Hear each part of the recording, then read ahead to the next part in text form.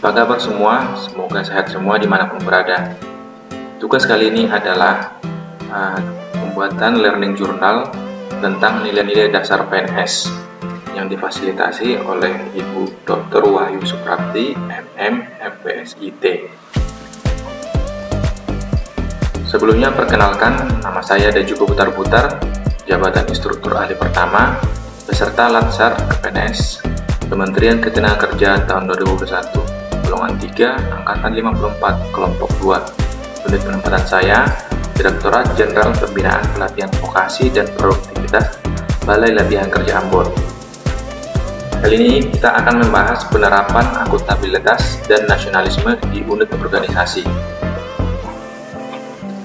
Nilai-nilai dasar PNS ada 5: akuntabilitas, nasionalisme, etika publik, komitmen mutu, dan anti korupsi. Pada tugas kali ini, kita akan fokus pada nilai akuntabilitas dan nilai nasionalisme.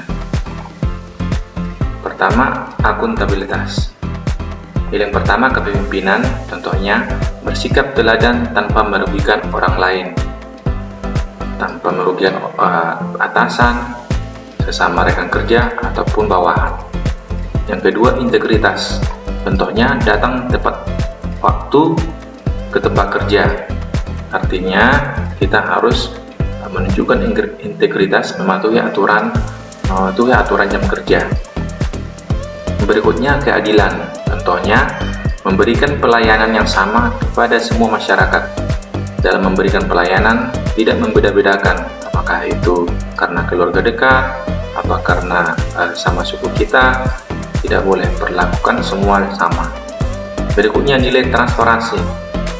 Penerapannya, contohnya membuat laporan pertanggungjawaban dana yang digunakan dengan jujur. Misalnya, dalam suatu kegiatan kita dipercayakan dana tersebut kita tulis atau kita laporkan sejujur-jujurnya, sehingga semua pihak dapat melihat, sehingga terjadi transparansi. Nilai berikutnya, tanggung jawab. Contohnya, menyelesaikan setiap tugas dengan tuntas. Artinya, apapun tugas kita tanggung jawab untuk menyelesaikannya dengan baik. Nilai kepercayaan, contohnya menjalankan perintah atasan tanpa ada prasangka jelek. Kita percaya kepada atasan bahwa setiap tugas yang diberikan kepada kita adalah untuk amanah yang harus dijalankan. Nilai berikutnya, keseimbangan, contohnya bekerja dengan optimal dengan semua fasilitas yang telah tersedia. Jika fasilitas sudah disediakan kantor, maka kita harus seimbangkan dengan kinerja kita yang totalitas. Nilai berikutnya, kejelasan, contohnya membuat SOP yang jelas setiap tugas yang dikerjakan.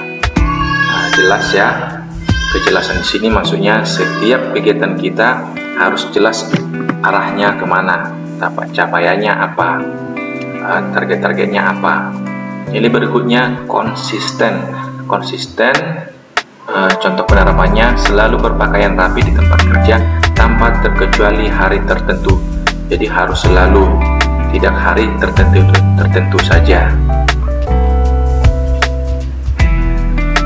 Nilai-nilai dasar berikutnya dalam penerapan unit organisasi yaitu nasionalisme. Ada 4 nilai utama yang akan kita bahas. Pertama, nilai Pancasila. Yang kedua, ASN sebagai pembuat dan pelaksana kebijakan publik. Ketiga, ASN sebagai pelayan publik. Yang berikutnya, ASN sebagai perekat dan pemersatu bangsa. Contoh penerapannya dalam unit organisasi. Yang pertama, nilai Pancasila. Menjaga toleransi dengan rekan kerja meskipun beda agama. Menghormati pimpinan. Bergaul dengan semua rekan kerja tanpa memandang sara. Berdiskusi dalam pemecahan masalah di tempat kerja. Menggunakan fasilitas kantor dengan baik.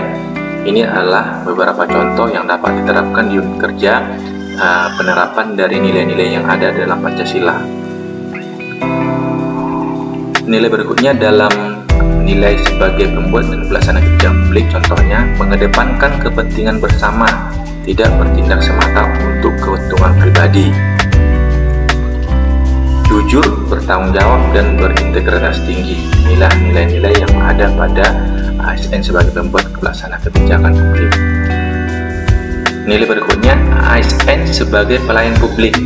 Contoh yang dapat kita terapkan di unit kerja memberikan pelayanan yang terbaik dengan ikhlas kepada masyarakat.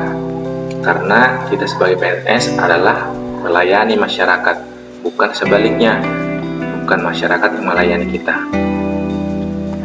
ASN sebagai perekat dan pemersatu bangsa. Contoh penerapannya, tidak sembarangan menyebarkan informasi yang belum tentu kebenarannya.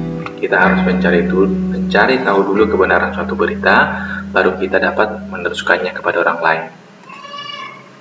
Contoh berikutnya, tidak mengadu domba teman kerja. Demikian yang dapat saya sampaikan. Apabila ada kesalahan, saya mohon maaf yang sebesar-besarnya. Terima kasih.